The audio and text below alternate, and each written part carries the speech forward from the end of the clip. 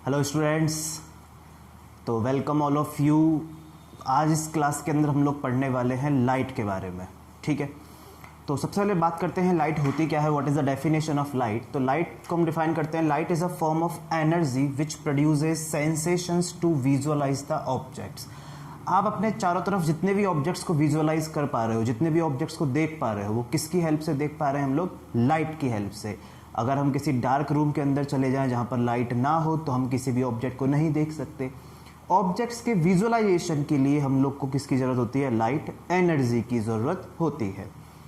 Objects हमारे पास दो types के होते हैं, luminous objects and non luminous objects. Luminous objects किनको कहते हैं? ऐसे ऑब्जेक्ट्स जिनकी खुद की लाइट होती है, सेल्फ एनलाइटेड होते हैं, खुद की लाइट है, सेल्फ लाइटेड हैं ये। जैसे सन है, खुद की लाइट होती है सन की, stars, candle, bulb etcetera, tubelight, जितने भी ऑब्जेक्ट्स, मोबाइल का फ्लैश, ये सारे कैसे हैं? ल्यूमिनस ऑब्जेक्ट्स हैं। नॉन ल्यूमिनस जिनकी खुद की कोई लाइट नहीं होती है, जो खुद अपने अंदर से लाइट को एमिट नहीं कर सकते, जैसे हम लोग, आप लोग सब, table, chair, gate, fan, wall, सारी चीज़ें क्या हैं? नॉन ल्यूमिनस ऑब्जेक्ट्स जिनकी खुद की लाइट नहीं होती है। तो इन नॉन ल्यूमिनस ऑब्जेक्ट्स को देखने के लिए हमको किसकी ज़रूरत है? लाइट की ज़रूरत है। क्योंकि अगर कोई ल्यूमिनस ऑब्जेक्ट है तो वो तो अंधेरे रूम में रख दो, चाहे कहीं भी रख दो, दिखेगा। बल्ब को आप अंधेरे रूम में जलाओगे तो ऑब्वियसली लाइट तो प्रोड्यूस करेगा ही, वो तो ऑब्वियसली दिखाई देगा। तो लाइट की रिक्वायरमेंट हमको नॉन ल्यूमिनस ऑब्जेक्ट्स को देखने के लिए है। अब ऑब्जेक्ट्स को हम लोग किस तरीके से देखते हैं, कोई भी ऑब्जेक्ट हमें कैसे दिखाई देता है? तो ऑब्जेक्ट्स को विजुअलाइज करने के लिए तीन चीज़ों की रिक्वायरमेंट है। सबसे पहले तो आईज होनी चाहिए, कॉमन सेंस की बात है। दूसरा हमारा ब्रेन फंक्शनिंग होना चाहिए, और तीसरी फंडामेंटल चीज़ है लाइट। तो हमने मान लिया कि आईज और ब्रेन तो हमारे सब ओके हैं, फर्स्ट क्लास है, ठीक है। तो ये है हमारे पास एक सोर्स ऑफ लाइट जिससे लाइट निकल रही है, कुछ भी हो सकता है, सन है, बल्ब है। ये हमने एक ऑब्जेक्ट ले लिया कोई भी, तो सोर्स से लाइट ऑब्जेक्ट के ऊपर इंसिडेंट होती है। ऑब्जेक्ट उन लाइट रेज को आगे क्या करेगा? रिफ्लेक्ट करेगा। वो रिफ्लेक्टेड रेज हमारे ऑब्जर्वर, जो भी ऑब्जर्वर है, जो भी उस ऑब्जेक्ट को देखना चाहता है, उसकी आईज के अंदर एंटर करती हैं और रेटिना के ऊपर क्या होती हैं? इंटरसेक्ट होती है। हमारी आईज का एक पार्ट है अंदर की तरफ, रेटिना। उस रेटिना के ऊपर ये लाइट रेज कन्वर्ज होती हैं और वहाँ पर हमें इस ऑब्जेक्ट की इमेज दिखाई देती है। ठीक, तो इस तरह से हम किसी भी ऑब्जेक्ट को विजुअलाइज करते हैं with the help of light. तो अगर सोर्स मान लीजिए है ही नहीं लाइट का, कोई लाइट का सोर्स नहीं है, तो कोई लाइट नहीं आएगी, लाइट रेज आएंगी नहीं तो लाइट रेज जाएंगी भी नहीं, तो हमें वो ऑब्जेक्ट विजुअलाइज नहीं होगा। अब यहाँ पर बनी ऑब्जेक्ट की इमेज दो तरह की इमेज होती है हमारे पास, एक होती है रियल इमेज और एक होती है वर्चुअल इमेज। रियल इमेज क्या होती है? ऐसी इमेज जो कि रिफ्लेक्टेड रेज या रिफ्रैक्टेड रेज, दो टर्म बोले मैंने, reflected and refracted. Reflected raise हमको मिलेंगी रिफ्लेक्शन ऑफ लाइट में, रिफ्रैक्टेड रेज मिलेंगी रिफ्रैक्शन ऑफ लाइट में। तो जहां पर रिफ्लेक्टेड या रिफ्रैक्टेड रेज एक दूसरे से एक्चुअली इंटरसेक्ट होती हैं, एक्चुअल में इंटरसेक्शन करती हैं, वहां पर हमेशा कौन सी इमेज बनेगी? Real image. और जहां पर एक्चुअली इंटरसेक्शन ना हो, जैसे अगर हम बात करते हैं हमारे आइज के फंक्शनिंग में, तो ये लाइट रेज यहाँ से गई रिफ्लेक्टेड रेज और हमारे आई लेंस से कन्वर्ज होकर रेटिना के ऊपर एक्चुअल में इंटरसेक्ट होती है। तो यहाँ पर कौन सी इमेज बनी? Real image. कौन सी इमेज बनी? Real image. और जहाँ पर लाइट रेज एक्चुअली इंटरसेक्ट ना हो but appears to be intersect, appear होंगी, फील होगा, ऐसा लगेगा, इल्यूजन होगा कि ये लाइट रेज यहाँ पर इंटरसेक्ट हो रही है, एक्चुअली नहीं होंगी, देखेंगे हम लोग आगे डायग्राम्स में। तो वहाँ पर हम लोग कौन सी इमेज बोलते हैं? Virtual image. जैसे आपको 10th क्लास के अंदर कहाँ पर रियल इमेज मिलेगी, तो आपको एक कॉनकेव मिरर रियल इमेज बना के देगा और कॉन्वेक्स लेंस आपको रियल इमेज बना के देगा। और वर्चुअल इमेज आपको मिलेगी प्लेन मिरर, कॉन्वेक्स मिरर और कॉनकेव लेंस के अंदर। ये सब कुछ पढ़ना है हमको, सारी चीज़ें देखेंगे हम लोग, कहाँ पर रियल, कहाँ पर वर्चुअल, कैसे बनती है।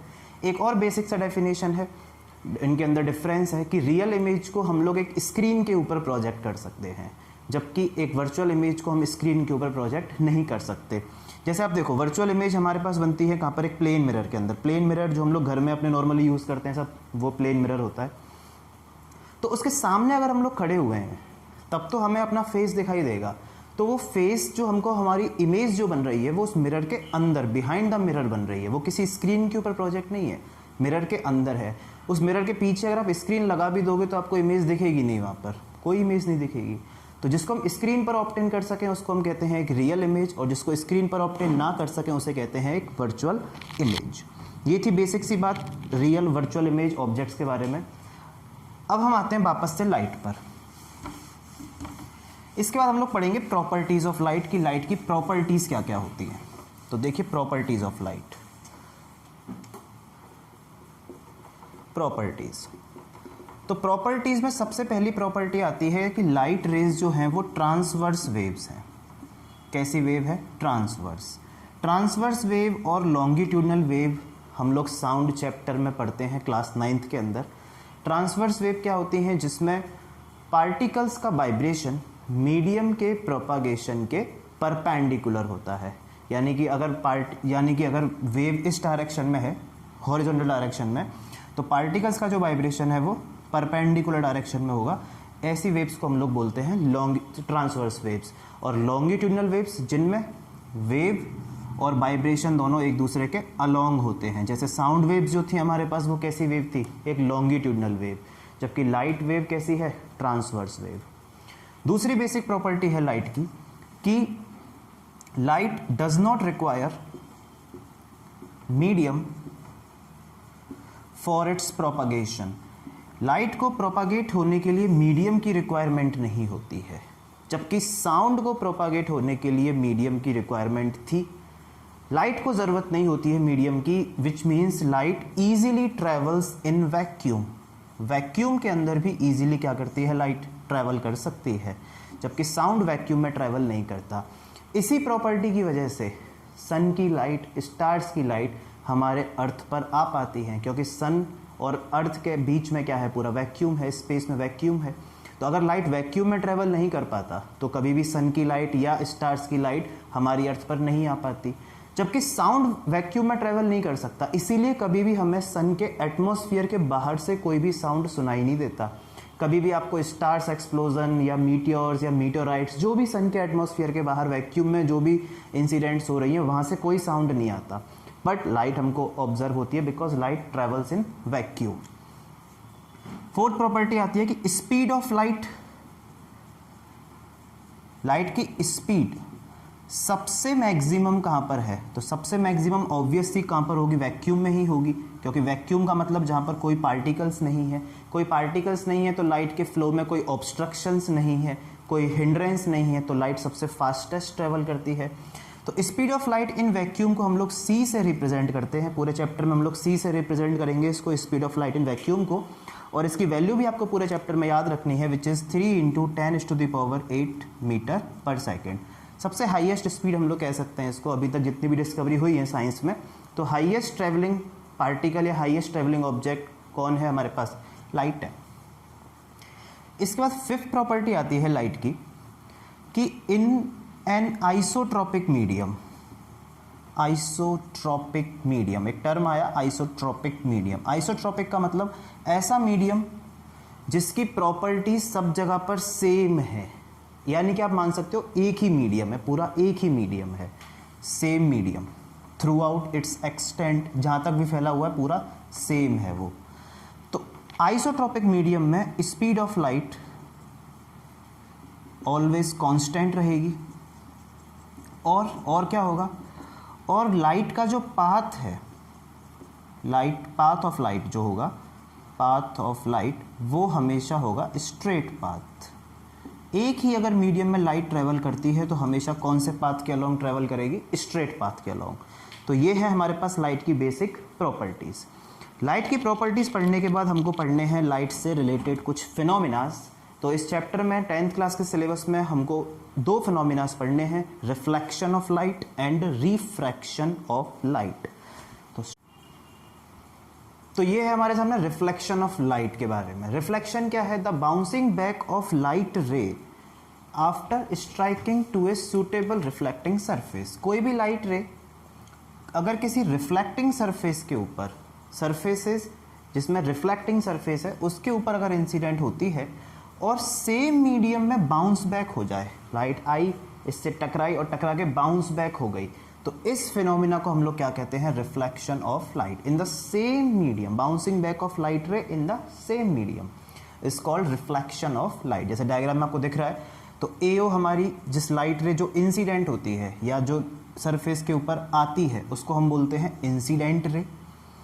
जो लाइट सरफेस से टकरा कर जाती है उसको हम बोलेंगे रिफ्लेक्टेड रे। कौन सी रे बोलेंगे, रिफ्लेक्टेड रे। ओ एन यहाँ पर एक टर्म आई जिसको हम बोलते हैं नॉर्मल। ओ एन यहाँ पर नॉर्मल है। नॉर्मल क्या होता है, नॉर्मल हमेशा पॉइंट ऑफ इंसिडेंस पर, इस ओ को हम लोग बोलते हैं point of incidence. Point of incidence यानी कि जहाँ लाइट रेज इंसिडेंट हो रही हैं, तो पॉइंट ऑफ इंसिडेंस पर सरफेस के परपेंडिकुलर लाइन क्या कहलाती है, हमारी नॉर्मल कहलाती है। हमेशा सरफेस के परपेंडिकुलर होगा। एंगल आई, एंगल आई क्या है, तो ये हमारी इंसिडेंट रे है और ये है नॉर्मल। तो इंसिडेंट रे और नॉर्मल के बीच का एंगल, एंगल ऑफ इंसिडेंस, जिसको हम लोग आई से शो करते हैं। ये है हमारे पास रिफ्लेक्टेड रे, तो रिफ्लेक्टेड रे और नॉर्मल के बीच का एंगल, उसको हम कहते हैं एंगल ऑफ रिफ्लेक्शन, जिसको हम आर से रिप्रेजेंट करते हैं। ठीक है, तो incident ray, reflected ray, normal, angle of incidence, angle of reflection, और एक्स वाई कोई भी सरफेस है, रिफ्लेक्टर या रिफ्लेक्टिंग सरफेस। तो इसके बाद आते हैं हम लोग रिफ्लेक्शन के लॉज पर। तो रिफ्लेक्शन के लॉज आपने साउंड में भी पढ़े हैं, अब लाइट के अंदर आ गए। तो वही सेम लॉ है रिफ्लेक्शन के। पहला, incident ray, reflected ray and normal always lie in the same plane.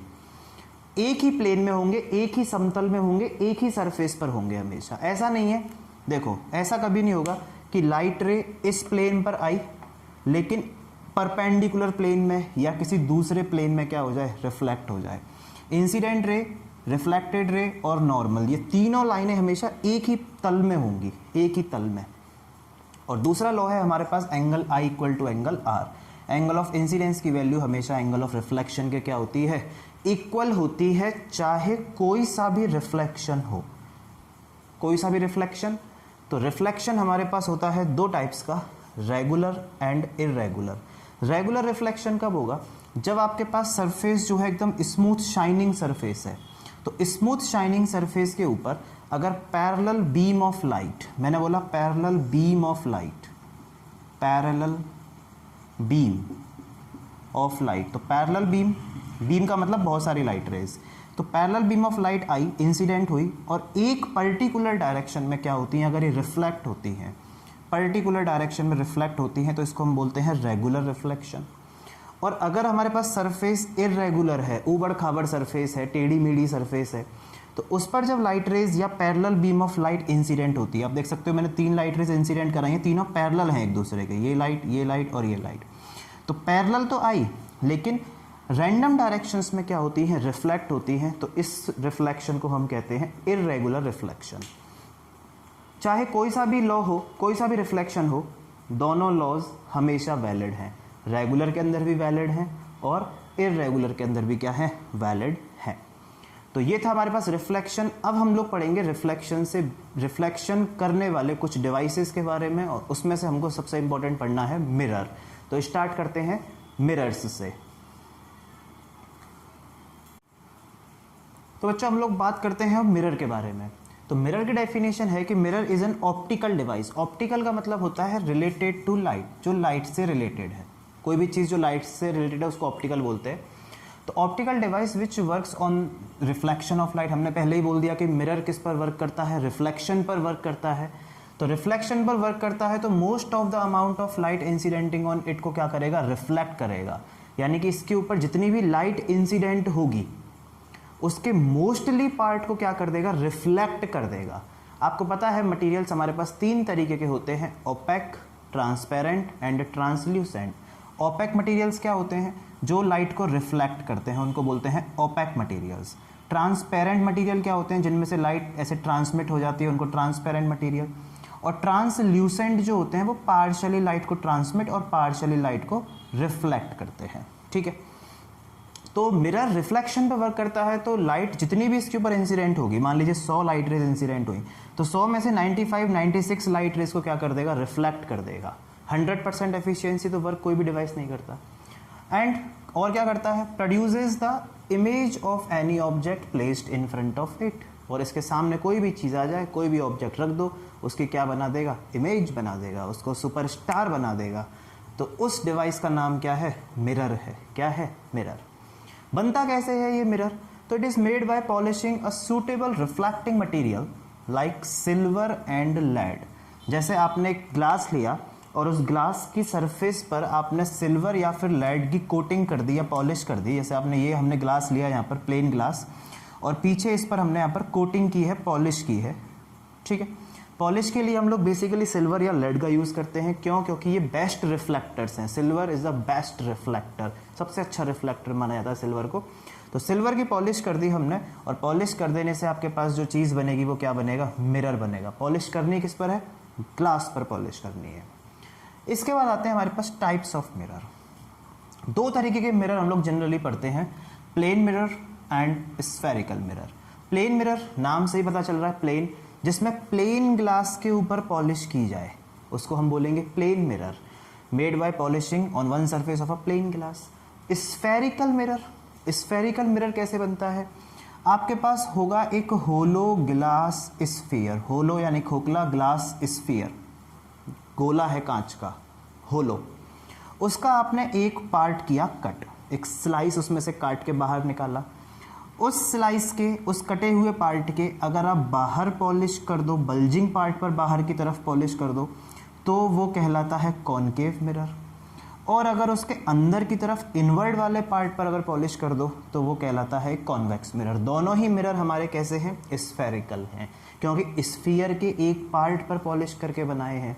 तो made by polishing on one surface of a part of a hollow glass sphere. Hollow glass sphere का एक part काटा, काट के बाहर polish कर दी तो concave, और अंदर पॉलिश कर दी तो कॉन्वेक्स। कॉनकेव मिरर को हम लोग पूरे चैप्टर में इसी तरह बनाएंगे और कॉन्वेक्स को इसी तरह बनाएंगे। इसके पीछे क्या रीज़न है बताऊंगा अभी आगे। और प्लेन ग्लास में भी पॉलिश को हम लोग हमेशा पीछे की तरफ रखेंगे, ठीक है। तो ये बात हुई हमारे पास मिरर्स के बारे में। अब हम लोग शुरू करेंगे प्लेन मिरर के बारे में, कि प्लेन मिरर किस तरह से इमेज बनाता है, क्योंकि अल्टीमेटली मिरर का काम एक ही है, इमेज बनाना।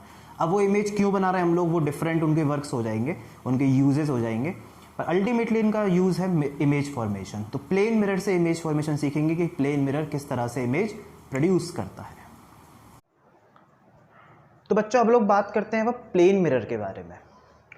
तो image formation by plane mirror, इसमें आपको दो बातें हमेशा याद रखनी है इमेज फॉर्मेशन के अंदर, चाहे आप प्लेन मिरर से करो, स्फेरिकल से करो, लेंस से करो, किसी से भी करो।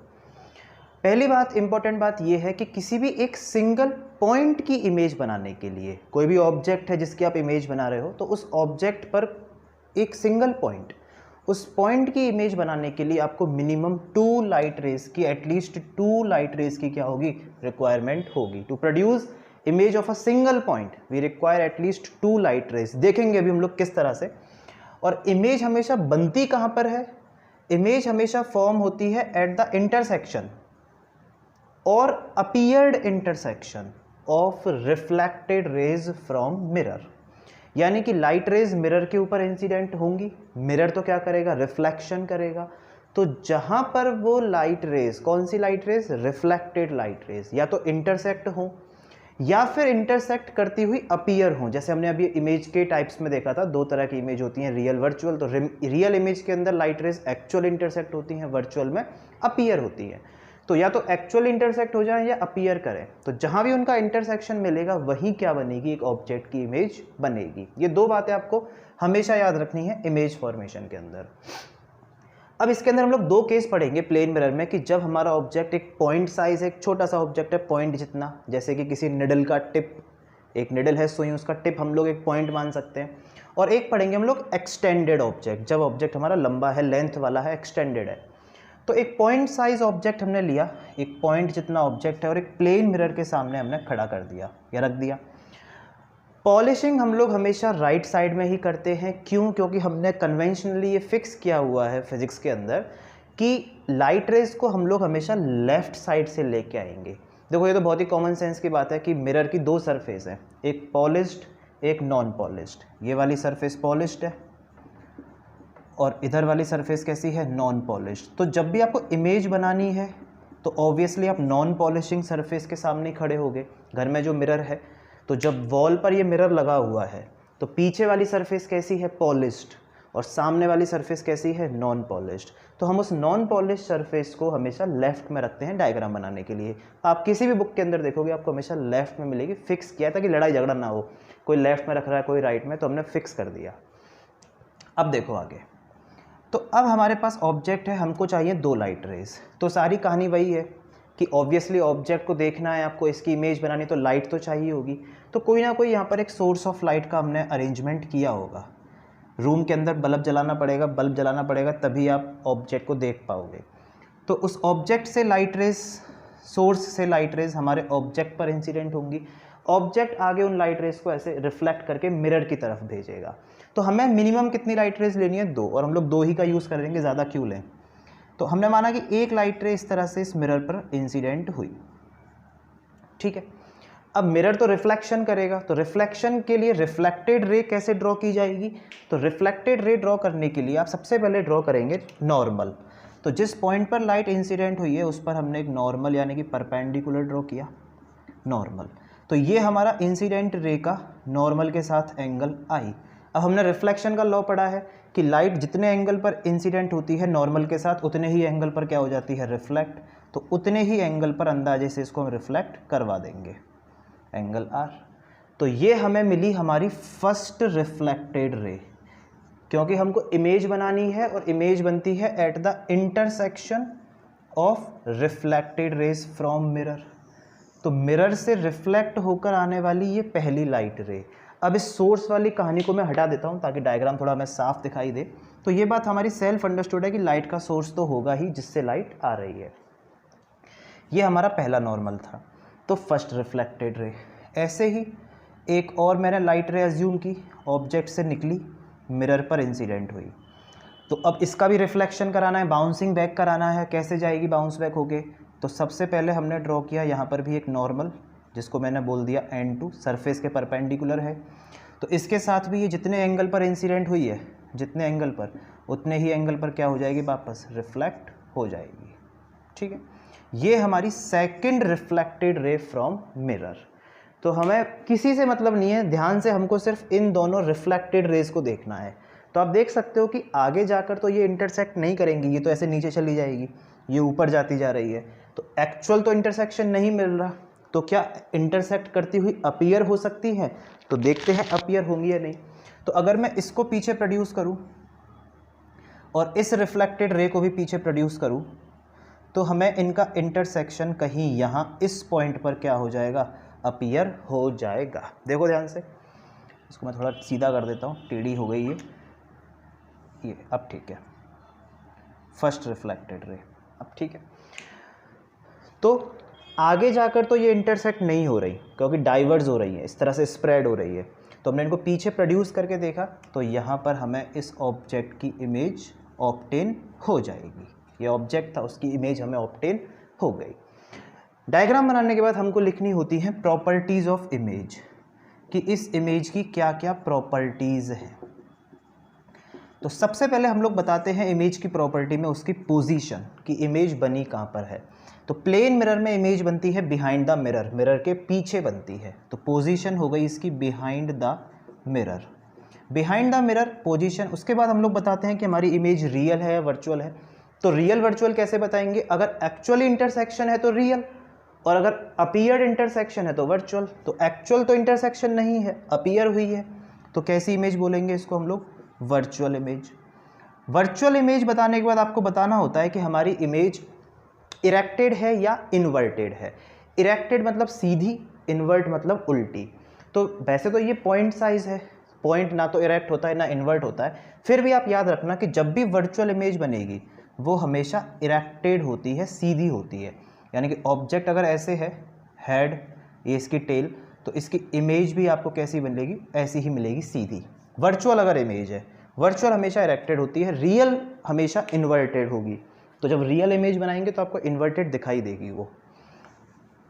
इसके बाद चौथी प्रॉपर्टी आती है इसमें, प्लेन मिरर में ही फोर्थ प्रॉपर्टी आती है हमारे पास, कि perpendicular distance of object from the mirror. Object हमारे पास मिरर से जितनी परपेंडिकुलर डिस्टेंस पर है, यानी कि ऑब्जेक्ट मिरर से जितना आगे रखा है, इमेज भी मिरर से उतनी ही पीछे बनती है, इमेज मिरर से उतनी ही पीछे बनती है। ये दोनों डिस्टेंस क्या होती हैं, सेम। जितना आगे ऑब्जेक्ट है उतनी ही पीछे क्या बनती है, इमेज बनती है। ये फोर्थ प्रॉपर्टी। इस पॉइंट को सपोज मैं ए नाम दे देता हूँ, तो O A equal to A I, always true. Perpendicular distance of object from mirror is always equal to perpendicular distance of image from mirror. और फिफ्थ प्रॉपर्टी इस प्लेन मिरर के अंदर स्पेशल आती है कि प्लेन मिरर जब भी image बनाता है तो उस इमेज के अंदर हमको लैटरल इन्वर्जन शो होता है, लैटरली इन्वर्टेड इमेज बनती है, लैटरल इन्वर्जन शो होता है। लैटरल इन्वर्जन आप सबको पता है कि जब हम घर में अपने प्लेन मिरर के सामने खड़े होते हैं तो लेफ़्ट हैंड उठाएं तो मिरर में राइट दिखता है, और राइट उठाएं तो मिरर में कौन सा दिखता है, लेफ़्ट। यानी कि लेफ़्ट पार्ट राइट और right part left, laterally invert हो जाती है इमेज, ऐसे लेफ़्ट राइट घूम जाती है। ठीक है, तो ये है हमारे पास प्लेन मिरर से पॉइंट ऑब्जेक्ट की इमेज कैसे बनती है और उसकी क्या क्या प्रॉपर्टीज़ है। अब हम लोग बात करते हैं एक्सटेंडेड ऑब्जेक्ट की, कि अगर हाइट वाला ऑब्जेक्ट है तो उसकी इमेज कैसे बनेगी। तो बच्चों अब हम लोग बात करते हैं कि एक एक्सटेंडेड ऑब्जेक्ट अगर प्लेन मिरर के सामने है तो उसकी इमेज हम लोग किस तरीके से बनाएंगे। तो देखो हमारे पास कॉन्सेप्ट तो ये था कि अगर एक सिंगल पॉइंट की इमेज बनानी है तो 2 लाइट रेस की रिक्वायरमेंट है। अब ऑब्जेक्ट अगर एक्सटेंडेड है तो इसके ऊपर अगर हम पॉइंट्स देखें तो इसके ऊपर तो इन्फानाइट पॉइंट्स होंगे, पूरी लेंथ पर पॉइंट्स अगर काउंट करें तो इन्फानाइट पॉइंट्स होंगे। तो उन इन्फानाइट पॉइंट की तो हम इमेज बना नहीं सकते। तो हम लोग क्या करते हैं कि सबसे टॉप मोस्ट और सबसे बॉटम मोस्ट पॉइंट की इमेज यहाँ पर ड्रॉ करेंगे। तो सबसे पहले टॉप मोस्ट पॉइंट जिसको मैंने ए कह दिया उसकी इमेज बनानी है, तो एक पॉइंट की इमेज 2 लाइट रेज। तो इस डायग्राम को थोड़ा सा ईजी करने के लिए हम लोग क्या करते हैं, हमने मान लिया कि एक लाइट रे इस ऑब्जेक्ट से ऐसे परपेंडिकुलर इस मिरर के ऊपर इंसिडेंट होती है। तो आपको पता होना चाहिए कि जब भी कोई लाइट रे परपेंडिकुलर किसी सरफेस पर इंसिडेंट हो, जैसे कोई सरफेस है उस पर कोई लाइट रे परपेंडिकुलरली इंसिडेंट हो रही है, तो जरा आप सोचो कि इस कंडीशन में इसका एंगल ऑफ इंसिडेंस क्या है। तो आप बोलते हो कि सर एंगल ऑफ इंसिडेंस होता है इंसिडेंट रे और नॉर्मल के बीच का एंगल। तो अगर लाइट खुद ही परपेंडिकुलरली आ रही है तो नॉर्मल भी यही लाइन है, इंसिडेंट रे भी यही है, तो एंगल आई कितना हो गया, 0। अगर एंगल आई 0 है तो एंगल आर भी क्या होगा, 0। अब एंगल आर 0 कब होगा, जब रिफ्लेक्टेड रे भी नॉर्मल के अलोंग ट्रेवल करे। तो रिफ्लेक्टेड रे भी ऐसे, नॉर्मल भी ऐसे, तो एंगल आर 0। यानी कि जब भी कोई लाइट रे परपेंडिकुलरली इंसिडेंट होती है तो जिस पाथ के अलोंग वो इंसिडेंट हुई है उसी पाथ पर क्या हो जाती है, बाउंस बैक हो जाती है। जैसे आई है वैसे ही बाउंस बैक हो जाएगी। तो ये इसकी लाइट की रिफ्लेक्टेड रे सीधी की सीधी हमको पीछे बाउंस बैक मिल जाएगी। This is our first reflected ray, ऐसे गई ऑब्जेक्ट से, मिरर से टकरा के वापस आ गई, पहली रे। एक और रे, तो एक मैंने इस तरह से ऑब्लिकली रे डाल दी इसके ऊपर। अब इसकी मुझे रिफ्लेक्टेड रे ड्रॉ करनी है तो इसका मुझे नॉर्मल ड्रॉ करना पड़ेगा। तो सबसे पहले मैंने एक नॉर्मल ड्रॉ किया। नॉर्मल हमेशा सरफेस के परपेंडिकुलर होता है। किसके परपेंडिकुलर होता है, सरफेस के। तो प्लेन मिरर हमारी सरफेस है, इसके परपेंडिकुलर मैंने एक नॉर्मल ड्रॉ किया। तो नॉर्मल के साथ जितने एंगल पर इंसिडेंट हुई वापस उतने ही एंगल पर बाउंस बैक यानी कि रिफ्लेक्ट। एंगल आई बराबर एंगल आर हमेशा ट्रू है। So this is our second reflected ray. अब आप देख सकते हैं कि ये दोनों रिफ्लेक्टेड रे आगे जाके तो इंटरसेक्ट नहीं होंगी। एक रिफ्लेक्टेड रे सीधी जा रही है, एक रिफ्लेक्टेड रे ऐसे ऊपर जा रही है, तो डाइवर्ज हो रही है तो नहीं होंगी। तो पीछे प्रोड्यूस करने से देखते हैं, तो इसको मैंने पीछे प्रोड्यूस किया, इस वाली रे को भी मैंने पीछे प्रोड्यूस किया। तो इनको प्रोड्यूस करने से इनका इंटरसेक्शन हमें यहाँ कहीं इस पॉइंट पर क्या हुआ, अपीयर हुआ। तो इस ऑब्जेक्ट के टॉप पॉइंट ए की इमेज ए डैश हमें यहाँ पर मिल जाएगी। सिमिलरली हम इस सबसे बॉटम मोस्ट पॉइंट बी की इमेज ड्रॉ करते हैं। तो फिर से वही सेम टू सेम, एक लाइट रे हमने मानी परपेंडिकुलर इंसिडेंट होती है, तो जैसे इंसिडेंट हुई है सेम उसी पाथ को फॉलो करते हुए वापस बाउंस बैक हो जाएगी इन द सेम मीडियम। तो this is first reflected ray B point से आने वाली। एक और रिफ्लेक्टेड रे ड्रॉ करनी है मुझे, तो उसके लिए मैंने एक और रे ली, यहाँ पर इस तरह से इंसिडेंट हुई, इसका नॉर्मल ड्रॉ किया। तो ये जितने एंगल पर इंसिडेंट हुई है वापस उतने ही एंगल पर क्या हो जाएगी, नॉर्मल से रिफ्लेक्ट हो जाएगी। नॉर्मल के साथ जितने एंगल पर इंसिडेंट उतने ही एंगल पर रिफ्लेक्ट। सेकंड रिफ्लेक्टेड रे, ये दोनों रिफ्लेक्टेड रेज भी देखो ध्यान से, तो आगे जाके डाइवर्स हो रही है, एक सीधी जा रही है, एक ऐसे नीचे जा रही है। तो इनको भी मैं पीछे प्रोड्यूस करके देखता हूँ। तो इसको मैंने पीछे प्रोड्यूस किया, इस लाइट रे को भी पीछे प्रोड्यूस किया, तो इनका इंटरसेक्शन हमें यहाँ कहीं इस पॉइंट बी, इस पॉइंट पर मिल जाएगा। तो बी पॉइंट की इमेज बी डैश हमें इस जगह पर मिल जाएगी। तो अगर मैं इस ए डैश और बी डैश पॉइंट को ज्वाइन कर देता हूँ तो हमें हमारे ऑब्जेक्ट ए बी की पूरी image A dash B dash मिल जाएगी। यानी कि बीच वाले पॉइंट आप किसी को भी सेलेक्ट करोगे, उसकी इमेज बनाओगे तो इसी लाइन पर मिलेगी। तो इस तरह से हम लोग प्लेन मिरर में एक एक्सटेंडेड ऑब्जेक्ट की इमेज ड्रॉ कर सकते हैं। ठीक है, अब बात करते हैं इस इमेज की प्रॉपर्टीज़ की। तो प्रॉपर्टीज़ स्टार्टिंग वाली तो वही सेम प्रॉपर्टीज़ है। सबसे पहली प्रॉपर्टी पोजीशन क्या है, तो पोजीशन वही बिहाइंड द मिरर, यानी कि मिरर के पीछे बनेगी इमेज। बिहाइंड द मिरर के बाद कैसी इमेज है, तो वर्चुअल इमेज है। क्यों? क्योंकि एक्चुअल इंटरसेक्शन नहीं है, हमें प्रोड्यूस करना पड़ा तो बनी है, तो वर्चुअल इमेज है। वर्चुअल हमेशा कैसी होती है, इरेक्टेड होती है। तो आप देख सकते हो इमेज आपको सीधी मिली है, पॉइंट ए की सीधी उसके सामने ए डैश और बी की बी डैश, सीधा ऑब्जेक्ट है, सीधी इमेज बनी है। साइज की बात करें तो साइज यहाँ पर आएगा सेम साइज, यानी कि जितना बड़ा ऑब्जेक्ट है आपको उतनी ही बड़ी क्या मिलेगी, इमेज मिलेगी, ना तो छोटी ना बड़ी, उतनी ही बड़ी मिलेगी, सेम साइज। पांचवा तो सेम वही लैटरल इन्वर्जन है ही सही इसके अंदर भी, यानी कि लेफ्ट पार्ट राइट और राइट पार्ट लेफ्ट। ऑब्जेक्ट का लेफ्ट पार्ट राइट दिखेगा और राइट पार्ट लेफ्ट दिखेगा। और सिक्स प्रॉपर्टी भी सेम है वही, कि perpendicular distance of object from mirror is equal to perpendicular distance of image from mirror, यानी कि ऑब्जेक्ट हमारा मिरर से जितनी परपेंडिकुलर डिस्टेंस पर है, यानी कि ऑब्जेक्ट जितना आगे है मिरर से, इमेज भी मिरर से उतनी ही पीछे मिलेगी। ये डिस्टेंस दोनों सेम होंगी। ठीक है, तो इस तरह से हम लोग एक्सटेंडेड ऑब्जेक्ट की भी हम लोग प्लेन मिरर से इमेज बना सकते हैं। ठीक, तो ये हुआ हमारे पास रिफ्लेक्शन ऑफ लाइट कंप्लीट और प्लेन मिरर से इमेज फॉर्मेशन।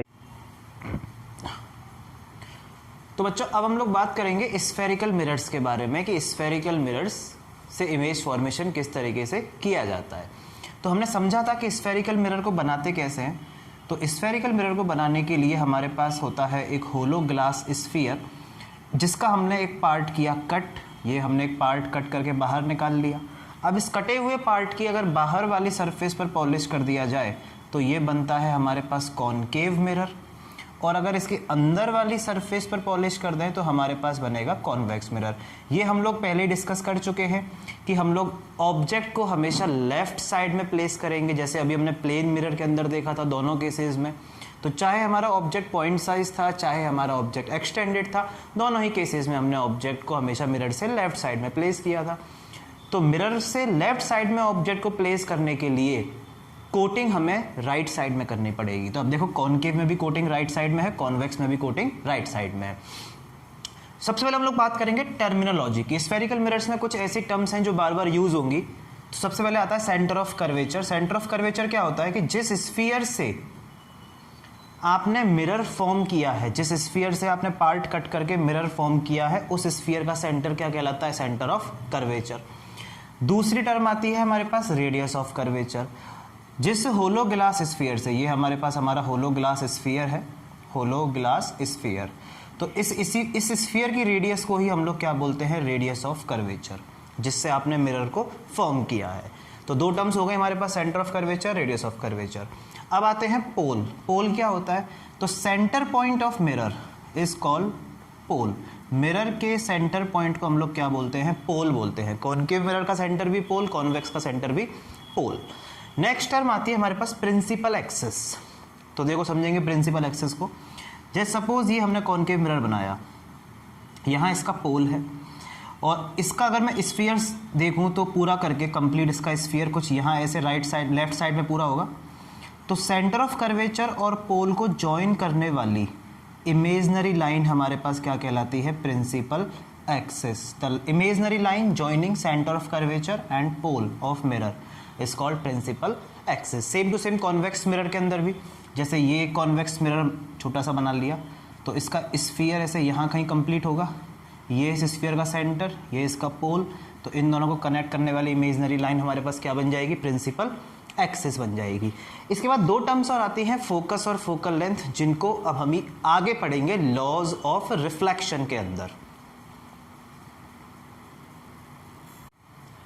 तो बच्चों अब हम समझेंगे laws of reflection from spherical mirrors. देखो हमने लॉज ऑफ रिफ्लेक्शंस अभी थोड़ी देर पहले भी पढ़े थे, दो, कि incident ray, reflected ray, normal always lie in the same plane and angle of incidence equal to angle of reflection. वो जो दोनों लॉज हैं वो रिफ्लेक्शन के जनरल लॉज हैं, यानी कि वो किसी भी सरफेस के लिए क्या है, वैलिड है। लेकिन अगर हम स्फेरिकल मिरर्स की बात करते हैं तो इनके लिए रिफ्लेक्शन के कुछ डिफरेंट लॉज हैं। वो दोनों लॉ भी इनके लिए वैलिड है, बट इनके लिए हमने कुछ स्पेशल लॉज बनाए हैं। उनको समझने से पहले हमको समझना होगा nature of spherical mirrors. Nature, सबसे पहले हम बात करते हैं जैसे कॉनकेव मिरर की, तो कॉनकेव मिरर का जो नेचर होता है वो कन्वर्जिंग नेचर होता है। कैसा नेचर होता है, कन्वर्जिंग। कन्वर्जिंग का मतलब क्या है, कन्वर्जिंग का मतलब होता है कि ये अपने ऊपर आने वाली लाइट रेज को एक पॉइंट पर कन्वर्ज कर देगा, एक सिंगल पॉइंट के ऊपर इंटरसेक्ट करेगा उनको, या फोकस्ड करेगा या सेंट्रलाइज करेगा, सिंगल पॉइंट पर सेंट्रलाइज्ड कर देगा उनको। जैसे डायग्राम से आपको समझ में आएगा।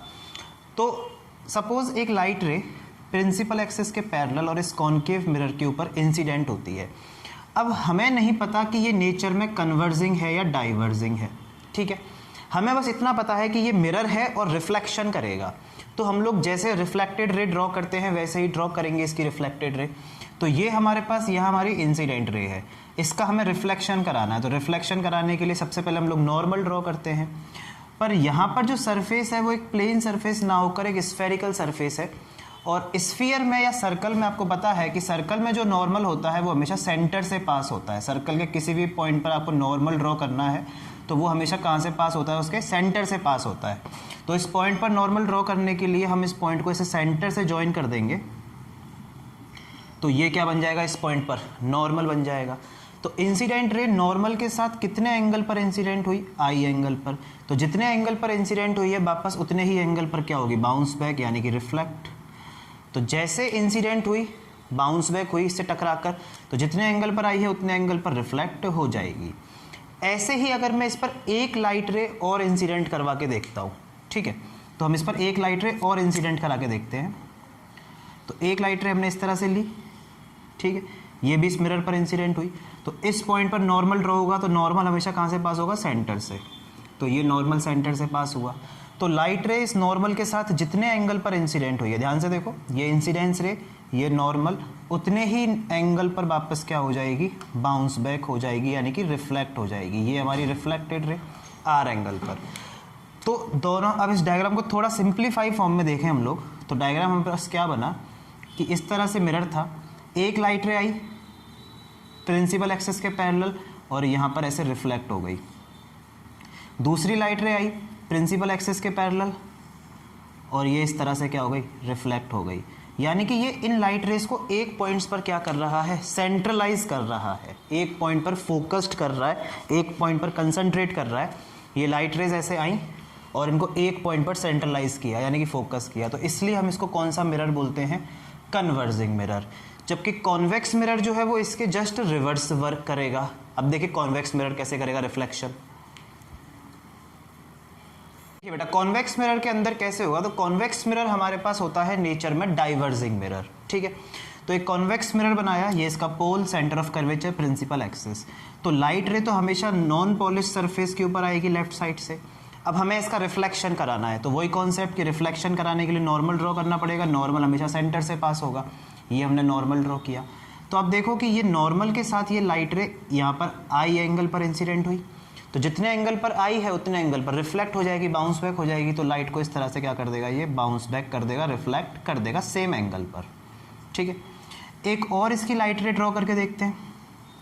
ये एक और लाइट रे आई, तो इस पॉइंट पर फिर से नॉर्मल ड्रॉ करने के लिए इस पॉइंट को मैं सेंटर के साथ ज्वाइन कर दूँ, सेंटर से ज्वाइन हो जा भाई, हो जा।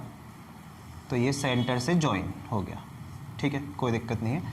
तो अब इंसिडेंट रे ये रही, ये रहा हमारे पास नॉर्मल, ठीक है। तो जितने एंगल पर इंसिडेंट हुई है उतने ही एंगल पर वापस बाउंस बैक यानी कि रिफ्लेक्ट हो जाएगी। तो आप देख सकते हो इस डायग्राम का शॉर्ट वर्जन कैसे हुआ कि ये हमारे पास कॉन्वेक्स मिरर, एक लाइट रे आई ऐसे इंसिडेंट हुई तो ऊपर की तरफ रिफ्लेक्ट हो गई, एक लाइट रे ऐसे नीचे से डाली तो नीचे की तरफ रिफ्लेक्ट हो गई। यानी कि ये लाइट रेस को क्या करता है, स्प्रेड आउट करता है। क्या करता है, स्प्रेड आउट, फैला देता है उनको। इसलिए इसको हम कौन सा मिरर बोलते हैं, डाइवर्जिंग मिरर बोलते हैं। जबकि कॉन्वेक्स क्या कर रहा था, उनको एक पॉइंट पर सेंट्रलाइज कर रहा था। कॉनकेव क्या करता है, लाइट रेस को स्प्रेड आउट करता है, इसलिए इसको डाइवर्जिंग मिरर कहते हैं। अब बात करते हैं लॉज ऑफ रिफ्लेक्शंस की, कि कौन कौन से रिफ्लेक्शन के लॉ आते हैं हमारे पास। तो बच्चों अब देखेंगे हम लोग laws of reflection from spherical mirror. पहले हम लोग कॉनकेव मिरर से पढ़ेंगे, फिर कॉन्वेक्स मिरर से। दोनों में ही चार चार लॉज हैं रिफ्लेक्शन के। तो ध्यान से देखेंगे पहला लॉ ऑफ रिफ्लेक्शन क्या कहता है। तो फर्स्ट लॉ ये कहता है कि इफ एनी लाइट रे, पहले कॉनकेव के लिए, incident on the concave mirror parallel to principal axis, अगर कॉनकेव मिरर पर प्रिंसिपल एक्सिस के पैरेलल इंसिडेंट होती है तो after reflection it intersects the principal axis at a particular point.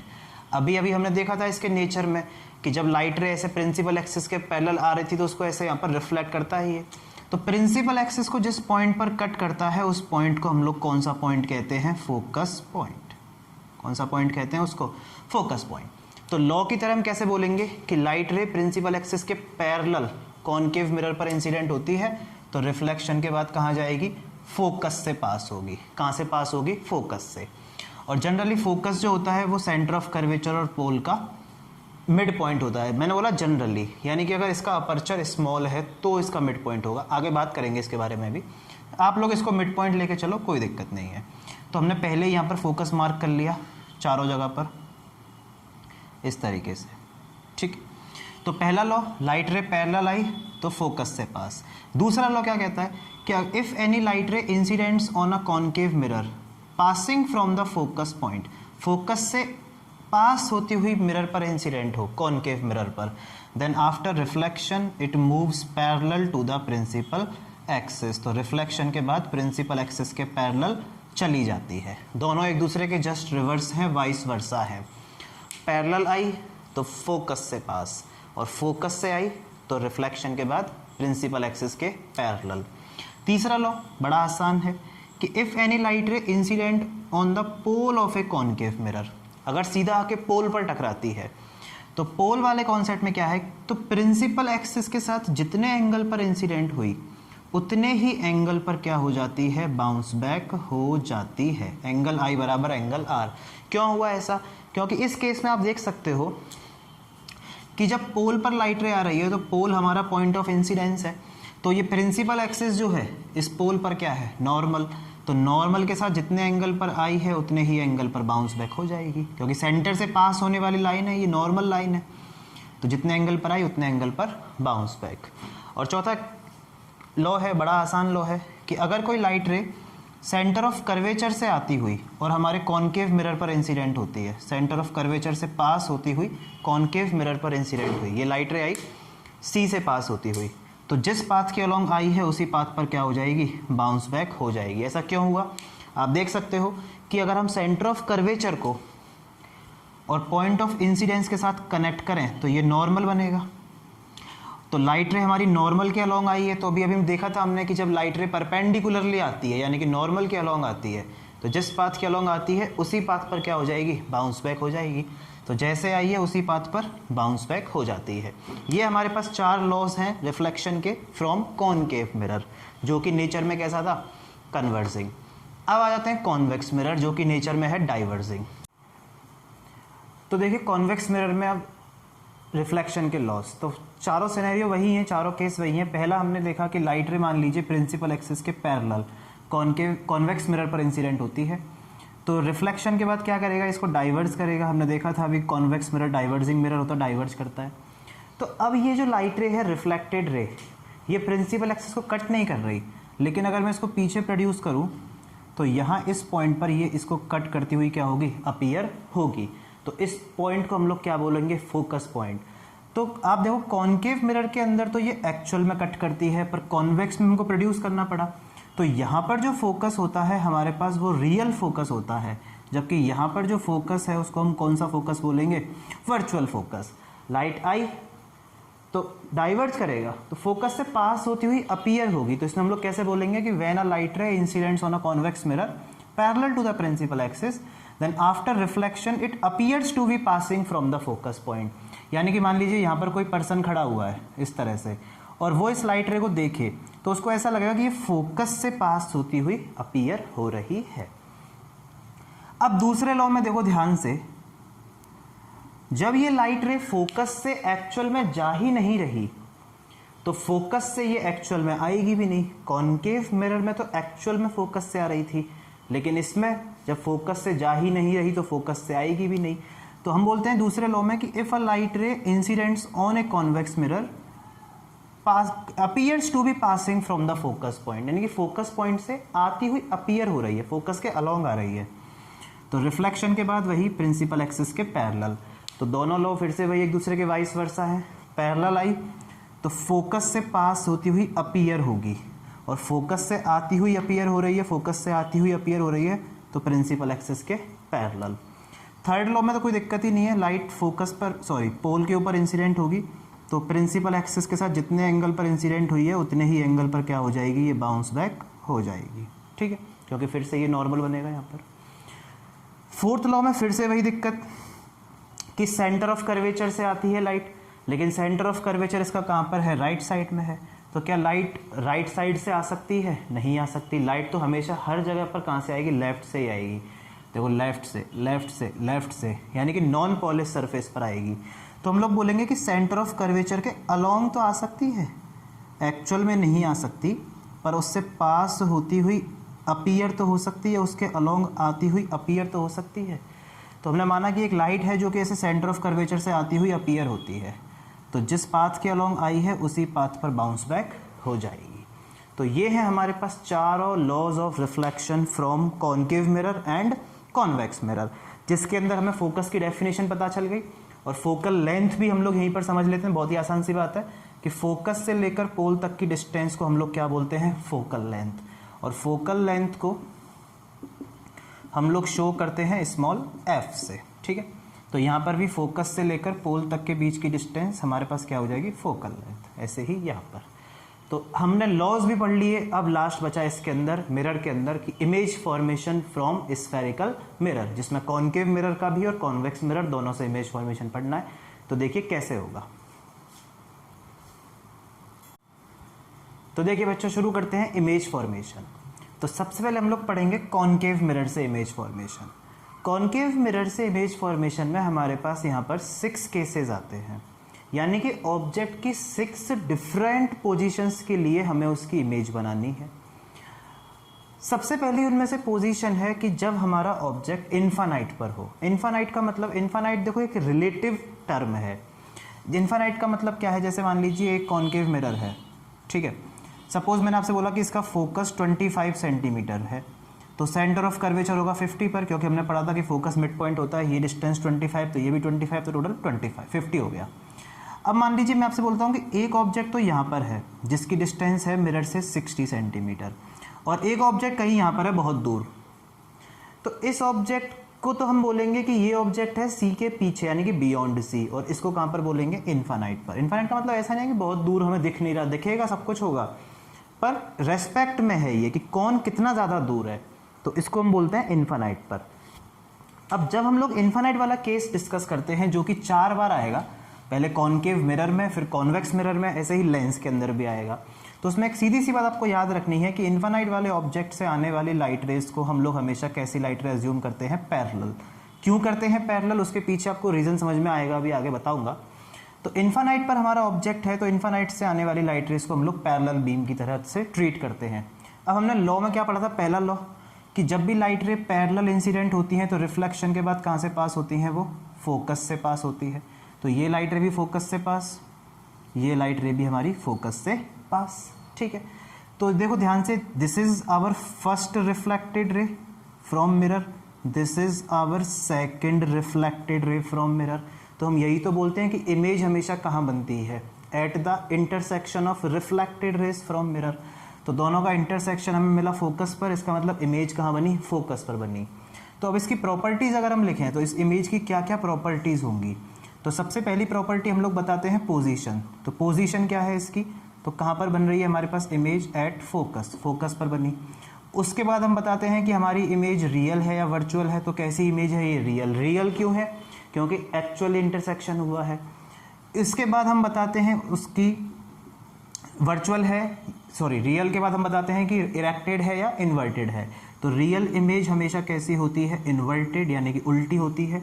और चौथा हम लोग साइज़ के बारे में बताएंगे। तो साइज़ कैसा है इसका, पॉइंट साइज़, या हम लोग बोल सकते हैं हाईली डिमिनिश्ड, पॉइंट साइज़ या फिर हाईली डिमिनिश्ड, क्योंकि एक पॉइंट पर बनी है इमेज, इसलिए कैसी इमेज बोलेंगे इसको, पॉइंट साइज़ या फिर हाईली डिमिनिश्ड। ठीक है, अब हम लोग क्या करेंगे, इन्फानाइट से हमने शुरू किया है, ऑब्जेक्ट को सबसे दूर से लेकर आ रहे हैं। अब इन्फानाइट से पीछे तो हम जा नहीं सकते, इन्फानाइट के पीछे क्या है, कुछ नहीं, इन्फानाइट ही है वो तो अब हम इन्फानाइट से धीरे धीरे एक एक स्टेप हमारे ऑब्जेक्ट को पास लेकर आएंगे।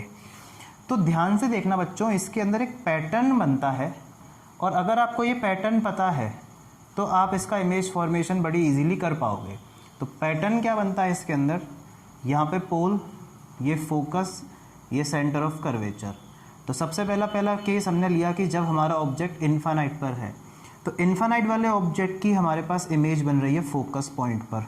कहाँ बन रही है, फोकस पॉइंट पर। अब हम अपने ऑब्जेक्ट को एक एक स्टेप आगे लेकर आएंगे, यानी कि दूसरा केस आपके सामने लिखा हुआ है कि जब हमारा ऑब्जेक्ट कहाँ पर है, बियॉन्ड सी, यानी कि सी से पीछे है। तो दूसरा केस है हमारे पास बियॉन्ड सी। तो पैटर्न क्या बनता है उसको ध्यान से समझना। जैसे जैसे ऑब्जेक्ट को आगे लेकर जाएंगे तो इमेज जो है वो मिरर से क्या होती जाएगी, दूर होती जाएगी।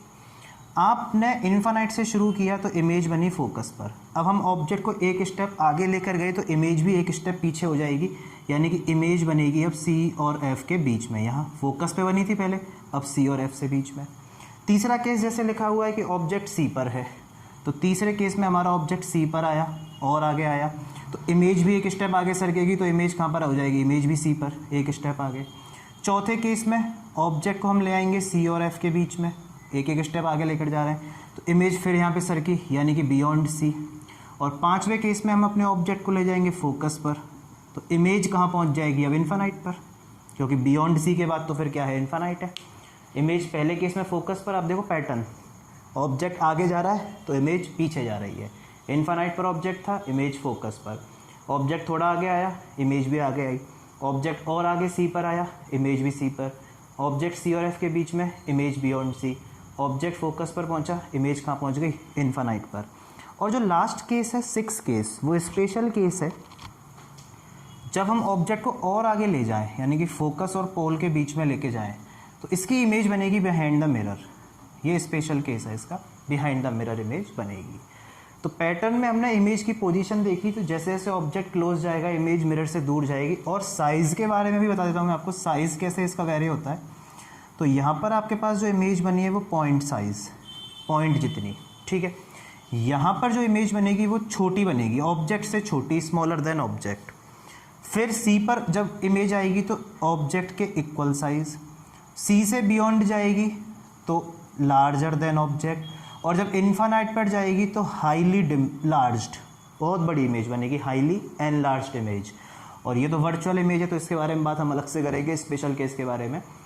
तो सीधी सी बात याद रखनी है कि इमेज फॉर्मेशन क्या है कॉनकेव मिरर का, तो ये इमेज फॉर्मेशन खत्म। क्या मतलब हुआ इसका, तो जैसे जैसे ऑब्जेक्ट हमारे पास क्लोज आ रहा है इमेज दूर जा रही है और उसका साइज बढ़ता जा रहा है, ठीक है। अब देखो हम इस कॉन्सेप्ट से ही इमेज बनाएंगे। तो जैसे हमारे पास दूसरा केस है कि ऑब्जेक्ट है बियॉन्ड सी, ठीक है। तो हमें पहले ही पता है कि बियॉन्ड सी वाले केस में इमेज कहाँ बनेगी, सी और एफ के बीच में।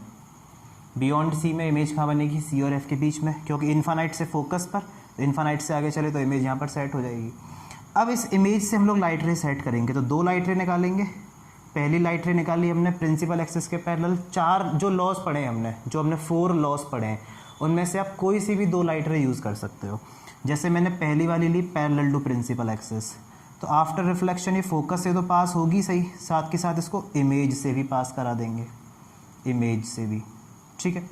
दूसरी लाइट रे मैंने मान ली कि फोकस से आती हुई इंसिडेंट हो रही है, तो आफ्टर रिफ्लेक्शन कहाँ जाएगी, पैरेलल टू प्रिंसिपल एक्सिस, तो पैरेलल जाने के साथ साथ इसको भी इमेज से पास करवा देंगे, ठीक है। तो हमारी इमेज हमेशा एकदम परफेक्ट प्लेस पर आएगी, क्योंकि हम लोग क्या करते हैं कि एग्जाम में जब डायग्राम बनाते हैं तो पूरा करेक्ट मेजरमेंट तो लेते नहीं हैं। अगर आप करेक्ट मेजरमेंट लेके बनाओगे तब आपको इमेज पहले बनाने की ज़रूरत नहीं पड़ेगी। पर अगर आप फ्री हैंड डायग्राम बना रहे हो, तो इमेज कभी ऐसा होता है कि सी और एफ के बीच में आए या कभी सी पर आ जाए कभी, यानी कि एक जगह पर सही जगह इमेज नहीं आती कभी कभी। तो उसका तरीका यही है कि आप पहले ही इमेज को बना लो और उसके बाद लाइट रेज को क्या करो, सेट करो, तो हमेशा इमेज सही जगह पर बनेगी। अब इसकी प्रॉपर्टीज़ लिखते हैं। तो प्रॉपर्टीज़ में सबसे पहले आपको पोजीशन बतानी है, तो पोजीशन कहाँ पर है इसकी, बिटवीन सी एंड एफ, यानी कि सेंटर ऑफ कर्वेचर और फोकस के बीच में। कैसी इमेज है, रियल। क्यों, क्योंकि आपको लाइट रेज का एक्चुअली इंटरसेक्शन मिला है, लाइट रेज एक्चुअल में क्या हो रही है, इंटरसेक्ट। रियल इमेज हमेशा कैसी होती है, इन्वर्टेड। तो आप देख सकते हो उल्टी इमेज है। हमने इस टॉप मोस्ट पॉइंट की इमेज बनाई थी, इससे 2 लाइट रेज निकाली हैं, तो यहाँ पर इंटरसेक्शन जब हुआ है तो इमेज किसकी बनेगी, ये भी टॉप मोस्ट की ही बनेगी। तो इसको हमने सीधा ऐसे प्रिंसिपल एक्सिस से मिला दिया, तो इमेज कैसी है, उल्टी है, यानी कि ऑब्जेक्ट ऐसे रखा था, इमेज उल्टी बनी। रियल हमेशा इन्वर्टेड। और साइज कैसा है इसका, smaller than object, small image. तो देखिए थर्ड केस में हमारा ऑब्जेक्ट है at C, centre of curvature पर।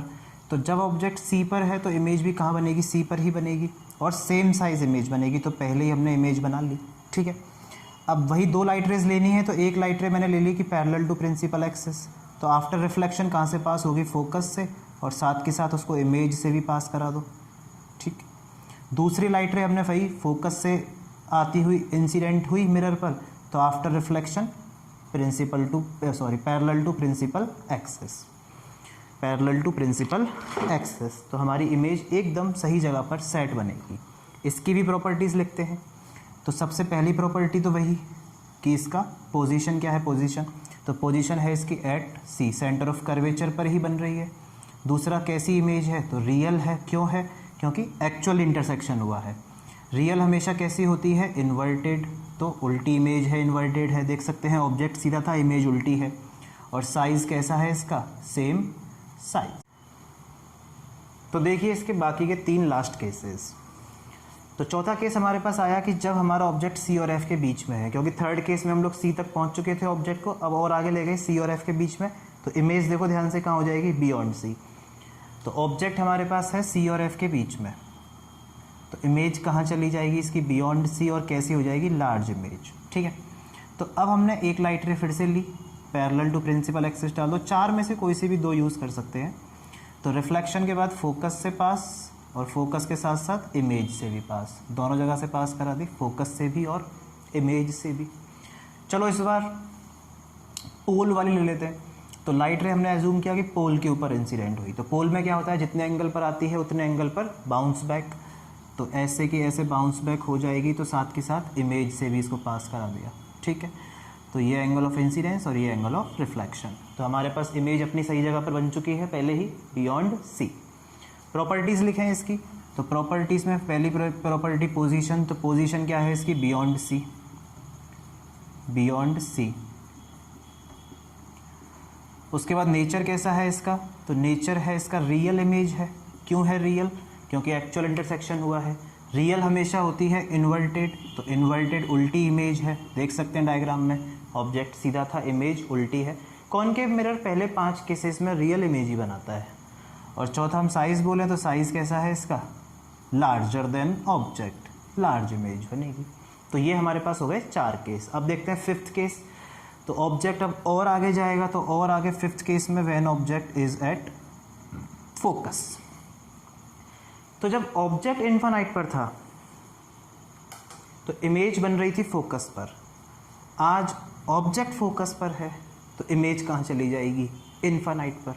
तो देखो इन्फिनाइट पर कैसे, तो एक लाइट रे फिर से वही पैरेलल ली, आफ्टर रिफ्लेक्शन फोकस से पास, ठीक है, फोकस से। दूसरी हमने मान ली कि पोल पर इंसिडेंट होती है, पोल पर, तो जितने एंगल पर इंसिडेंट हुई है उतने ही एंगल से क्या हो जाएगी, बाउंस बैक हो जाएगी। तो बाउंस बैक जब होगी, ठीक है, तो हमने यहाँ पर ये देखा कि ये तो दोनों रिफ्लेक्टेड जो रेज हैं ये एक दूसरे के कैसी जा रही हैं, पैरेलल जाती हैं। इसमें कैसी जाती हैं, पैरेलल। ये वाली रिफ्लेक्टेड रे और ये वाली रिफ्लेक्टेड रे दोनों एक दूसरे के कैसे जाती हैं, पैरेलल जाती हैं। तो पैरेलल लाइट रेज एक दूसरे को कहाँ पर इंटरसेक्ट करेंगी, तो पैरेलल लाइंस की डेफिनेशन तो यही है ना कि पैरेलल लाइंस एक दूसरे को इन्फानाइट पर इंटरसेक्ट करती हैं, इन्फानाइट पर एक दूसरे से मिलती हैं। यानी कि यहाँ पर जब इमेज बनेगी तो कैसी बनेगी, इन्फानाइट पर जाकर बनेगी, और इन्फानाइट पर जाकर कैसी बनेगी, बहुत बड़ी इमेज बनेगी। देखो ऐसे आगे जाके बहुत दूर इनका इंटरसेक्शन मिलेगा, तो यहाँ पर काफ़ी बड़ी इमेज बनेगी इसकी। तो इसमें हम लोग सबसे पहले इसकी पोजीशन, तो पोजीशन कहाँ पर बनेगी, एट इन्फानाइट। जब बनेगी तब कैसी बनेगी, तो real and inverted, real image होगी और कैसी बनेगी, इन्वर्टेड बनेगी। और चौथी बात आती है कि इसका साइज़ कैसा होगा, तो साइज़ हम बोलेंगे हाईली एनलार्ज्ड। काफ़ी बड़ी इमेज बनती है, बहुत बड़ी इमेज बनती है, हाईली एनलार्ज्ड। ठीक है। और लास्ट केस हमारे पास स्पेशल केस, जब हमारा ऑब्जेक्ट पोल और फोकस के बीच में एकदम आगे आ गया, पोल और फोकस के बीच में, फोकस तक उससे भी आगे आ गया, 6th केस।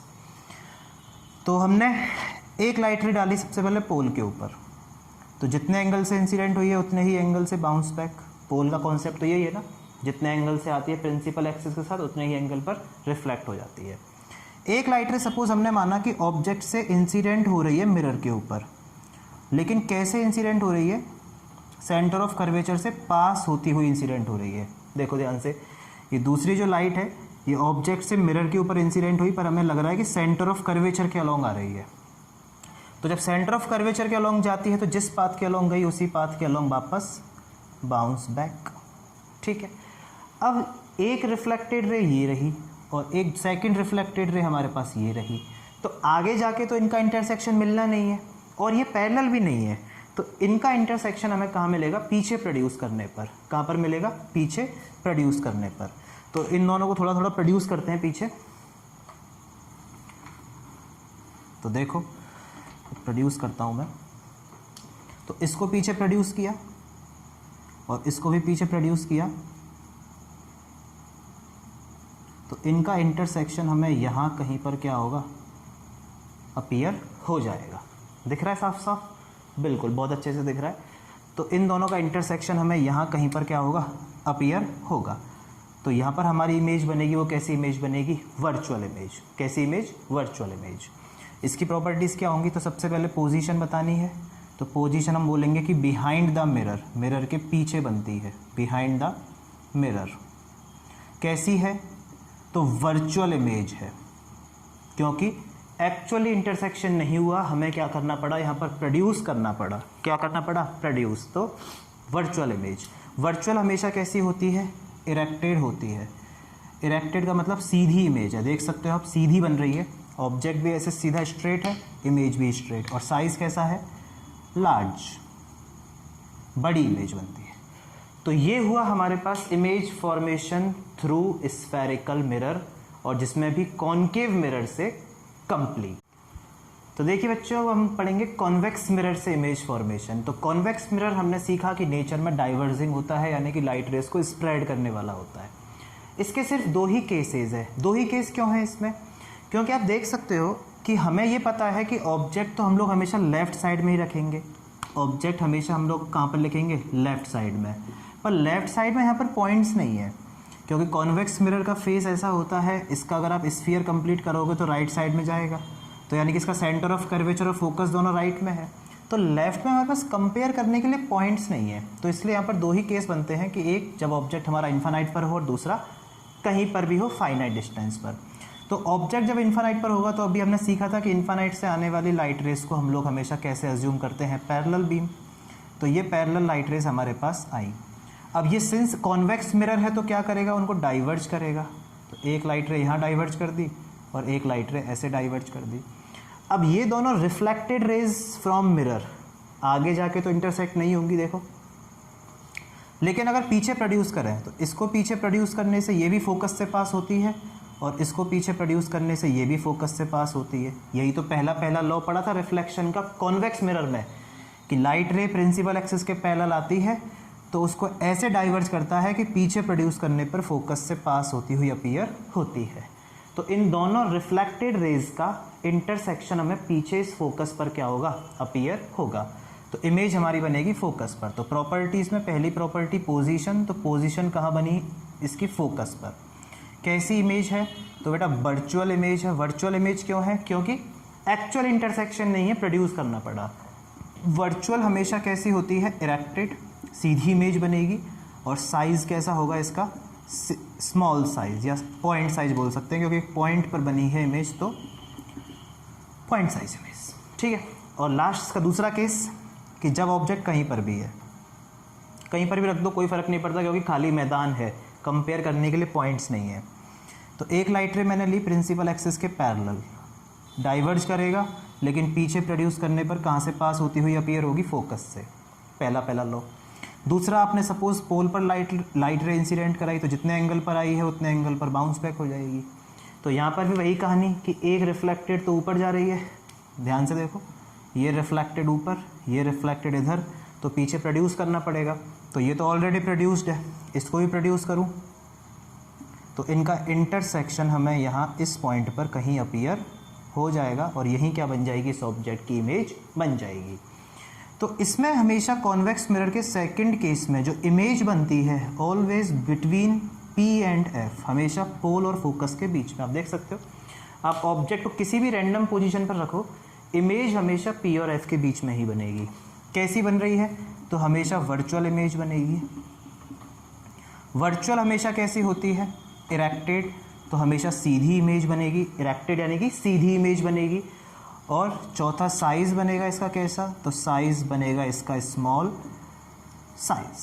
तो ये हमारे पास हुए कंप्लीट स्फेरिकल मिरर से इमेज फॉर्मेशन के केसेस, ठीक है।